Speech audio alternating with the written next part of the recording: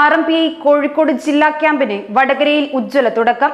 2 ദിവസങ്ങളിലായി വടകര ടൗൺ ഹാളിൽ നടക്കുന്ന ക്യാമ്പ് സംസ്ഥാന ചെയർമാൻ TL സന്തോഷ് ഉദ്ഘാടനം ചെയ്തു.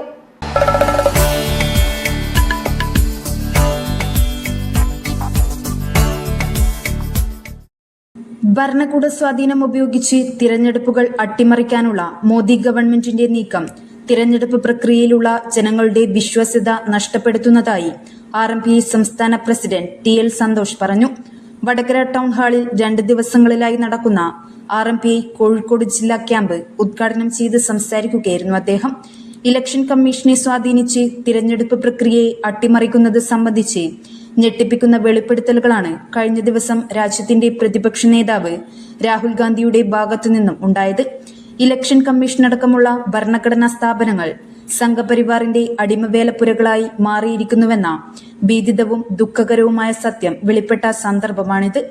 ഭരണകക്ഷിയുടെ പാർലമെന്റിലെ അംഗബലത്തെക്കാളും ബലമുള്ളതാണ് ഈ രാജ്യത്തിന്റെ ഭരണഘടനയെന്ന് ഇലക്ഷൻ കമ്മീഷൻ മനസ്സിലാക്കണമെന്നും അദ്ദേഹം കൂട്ടിച്ചേർത്തു.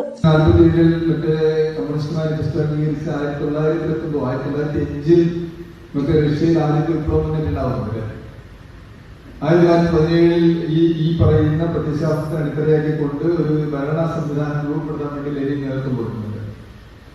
അങ്ങനെ നേതൃത്വം കൊടുത്തോടുകൂടി അതിന്റെ തുടർച്ചയായിട്ട് തന്നെ രണ്ടാം ജനറാഷ്ട്രത്തിലൂടെയും അതിന്റെ അടിസ്ഥാനത്തിൽ ലോകമാകെ വിപ്ലവത്തിന്റെ പുതിയ ഘട്ടമാണ് രൂപപ്പെടുന്നത്.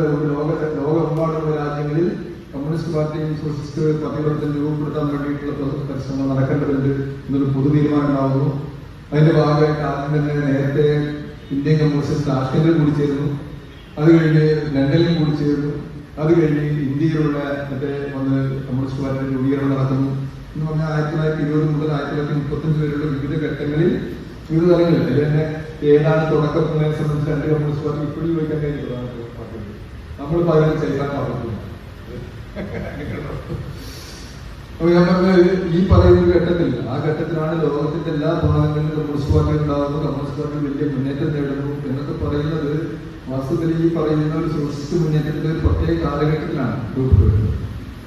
ആ കാലഘട്ടത്തിൽ രൂപപ്പെട്ടു വരുന്നതിന്റെ തുടർച്ചയായിട്ടാണ് കമ്മ്യൂണിസ്റ്റ് പാർട്ടി രൂപപ്പെടുന്നു. കമ്മ്യൂണിസ്റ്റ് പാർട്ടി ആദ്യം കോൺഗ്രസ് പാർട്ടി പ്രവർത്തിക്കുന്നു, പിന്നീട് കോൺഗ്രസ് സോഷ്യലിസ്റ്റ് പാർട്ടി പ്രവർത്തിക്കുന്നു, അതിനുശേഷം കമ്മ്യൂണിസ്റ്റ് പാർട്ടി രൂപാന്തരപ്പെടുന്നു. ഈ ഘട്ടത്തിലൊക്കെ തന്നെ ഇന്ത്യയിലെ മറ്റേ എന്താ പറയുക സ്വാതന്ത്ര്യ പ്രസ്ഥാനവുമായി ബന്ധപ്പെട്ടുകൊണ്ടുള്ള തുടർച്ചയായിട്ടുള്ള സമരങ്ങളിൽ ഏർപ്പെടുന്നു. അത് കോൺഗ്രസുമായിട്ട് സഹകരിച്ചു സ്വതന്ത്രമായിട്ട് ചില കാര്യങ്ങളിൽ വ്യക്തമായ മുദ്രാവാക്യം കുറച്ചും കൂടി കോൺഗ്രസിനെയും സ്വാതന്ത്ര്യ പ്രസ്ഥാനത്തിന്റെ മറ്റു വിഭാഗങ്ങളെക്കാളും കുറച്ചും കൂടി വ്യക്തതയോടുള്ള മുദ്രാവാക്യം അവതരിപ്പിക്കാൻ. ക്യാമ്പിന്റെ ഉദ്ഘാടന ചടങ്ങിൽ NP ഭാസ്കരൻ മാസ്റ്റർ അധ്യക്ഷനായി. RMPI സംസ്ഥാന സെക്രട്ടറി N വേണു, കേന്ദ്ര കമ്മിറ്റി അംഗം KS Hariharan, KK Rama MLA, സംസ്ഥാന സെക്രട്ടേറിയറ്റ് അംഗം KP പ്രകാശൻ, ജില്ലാ സെക്രട്ടറി K ചന്ദ്രൻ തുടങ്ങിയവർ പങ്കെടുത്തു. വിവിധ വിഷയങ്ങളിലായി doctor Azad, NP Chekkutty, NP Balakrishnan തുടങ്ങിയവർ ക്ലാസുകൾ കൈകാര്യം ചെയ്തു. AP ഷാജിദ് സ്വാഗതവും പറഞ്ഞു. News bureau media Vadakara. അല്ല, ഇന്ന് നല്ല സന്തോഷത്തിലാണല്ലോ. അതെ, സന്തോഷത്തിലാണ്.